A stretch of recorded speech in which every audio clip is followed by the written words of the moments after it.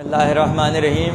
میں اس وقت خلہ کے شہر ہاشمیہ میں ہوں، اور ہاشمیہ وہ علاقہ ہے کہ جو منصور عباسی نے آباد کیا تھا، اور یہاں زندان تھے جس میں بنی ہاشم کے شہزادوں کو قید کیا جاتا تھا، اور بہت سو کی شہادتیں اسی زندان میں واقع ہوئیں۔ اس شہر میں ان کے مزارات موجود ہیں۔ ایک روضہ ہمارے سامنے ہے، یہ امام علی نقوی صلوات اللہ وسلام علیہ کے نسل سے ہیں، ان کا نام محمد ہے، اور یہ 12ویں پشت میں امام علی نقوی علیہ السلام سے مل جاتے ہیں۔ آئیے ان کی زیارت کرتے ہیں۔ گنبد سبز رنگ کا موجود ہے، اور روضے کی عمارت بظاہر یہ بتا رہی ہے کہ یہاں کے قریب کے لوگوں نے، گاؤں کے لوگوں نے عقیدت میں امام کا فرزند جانتے ہوئے ان کے روضے کی تعمیر اپنی استطاعت کے مطابق کی ہے۔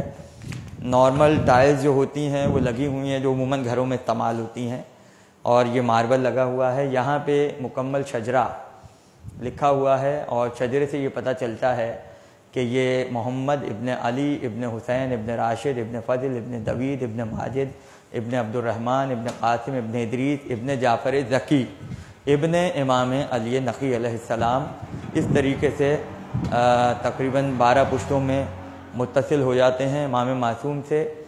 یہ لکڑی کی زری ہے اور یہ بنی ہوئی ہے۔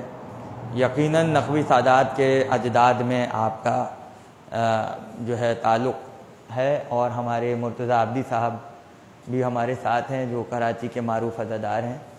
یہ اگر آپ اندر سے زری بھی قبر کی بھی محفوظ کر دیں زیارت، تاکہ آنے والے وقتوں میں جو ہے وہ دیکھا جا سکے اور زائرین اس کو یاد رکھیں۔ اندر کی قبر دکھا دیجئے۔ اور یہاں اے سی لگا ہوا ہے، بہت ٹھنڈک ہے یہاں، باہر گرمی بہت زیادہ ہے۔ اس سے اندازہ ہوتا ہے کہ زائروں کی خدمت کے لیے انہوں نے یہ اہتمام کیا ہے۔